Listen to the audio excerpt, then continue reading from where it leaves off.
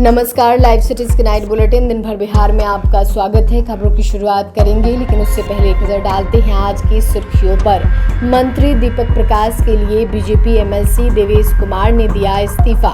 Supreme court की फटकार के बाद मंत्री दिलीप जायसवाल का बड़ा ऐलान। संविधान के प्रावधानों के हिसाब से मंत्री हूं, दीपक प्रकाश ने इस्तीफे से किया इनकार।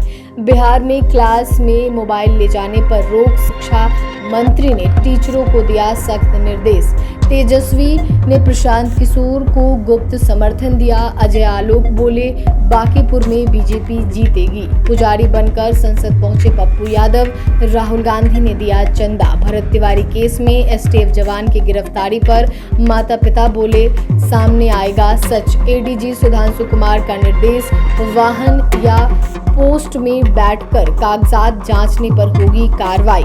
नगर निगम कर्मियों की हड़ताल से पटना बेहाल, घरों से नहीं उठा कचरा।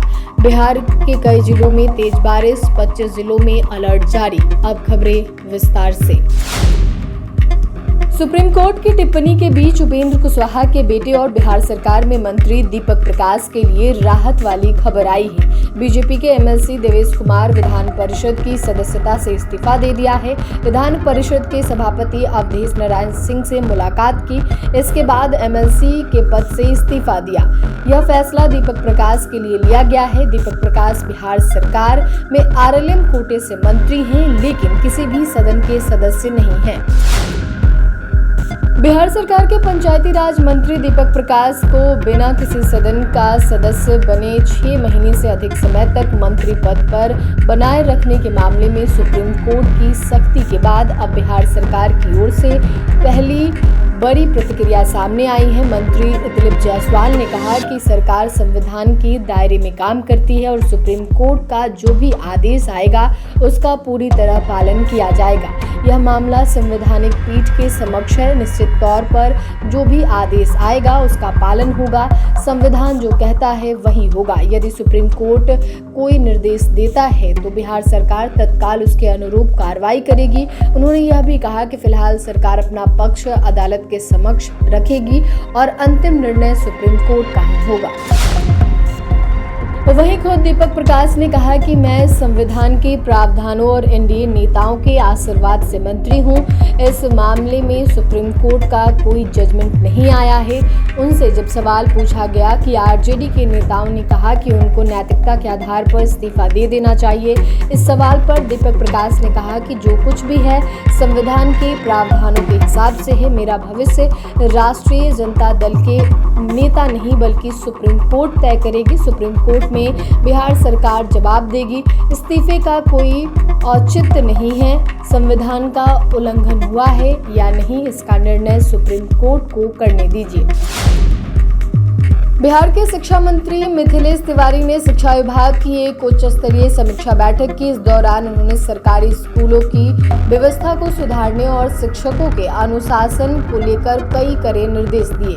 मंत्री ने अधिकारियों को निर्देश दिया कि शिक्षक स्कूल पहुंचने के बाद कक्षा में जाने से पहले अपना मोबाइल फोन प्रधानाध्यापक के पास जमा कर देंगे। मोबाइल लेकर कक्षा में जाने पर कई बार फोन आ जाने पर कक्षा में अक्सर व्यवधान आ जाता है।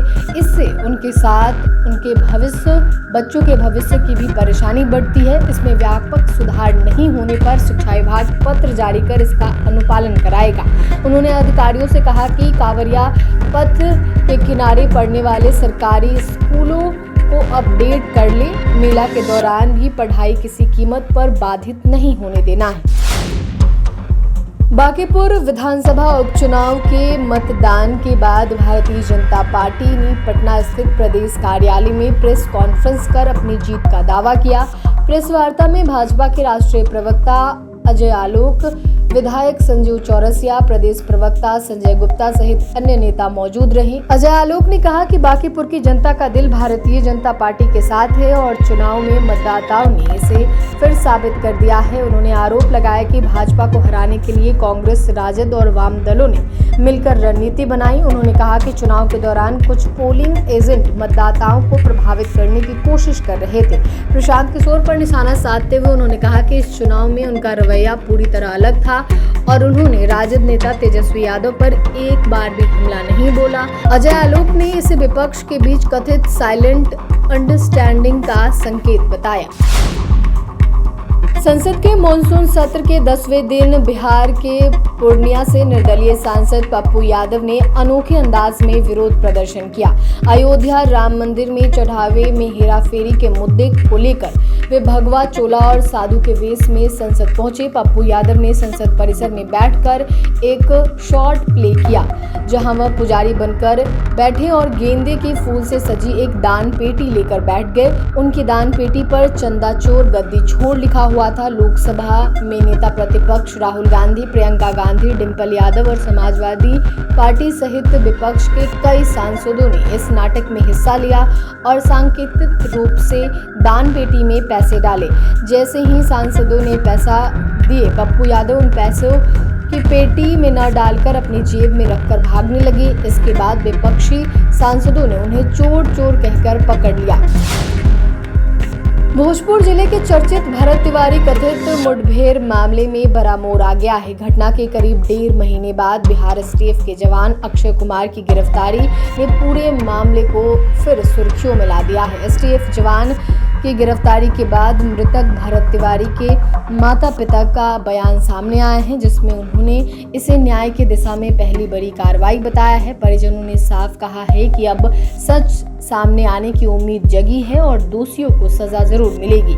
माता पिता ने कहा कि यह न्याय की शुरुआत है। उन्होंने कहा कि मुख्यमंत्री सम्राट चौधरी ने जो भरोसा दिया था वह अब सच होता दिख रहा है। परिजनों ने उम्मीद जताई है कि आगे अन्य अधिकारियों की भी गिरफ्तारी होगी और सभी दोषियों को सजा मिलेगी।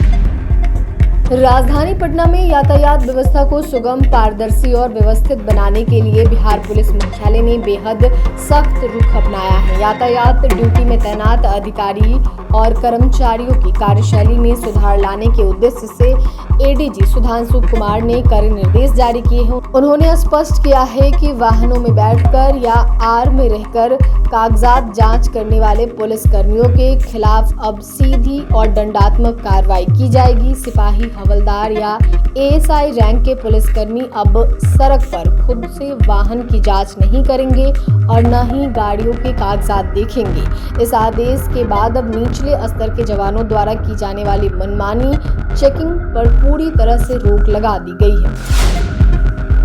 नगर निगम कर्मियों के अनिश्चितकालीन हड़ताल का असर राजधानी की साफ सफाई पर दिखने लगा है। शहर के कई इलाकों में घरों से डोर टू डोर कचरा नहीं उठाया गया, जबकि सड़क और प्रमुख मार्गों पर कूड़े के ढेर लग गए हैं। गंदगी और बदबू से लोगों का निकलना मुश्किल हो गया है। मॉनसून के बीच से सफाई ठप होने से संक्रमण और मच्छर जनित बीमारियों का खतरा भी बढ़ गया है। राज्यव्यापी आंदोलन के तहत पटना नगर निगम के करीब 8,000 अस्थायी, दैनिक और आउटसोर्स कर्मी अपनी विभिन्न मांगों को लेकर अनिश्चितकाल हड़ताल पर चले गए।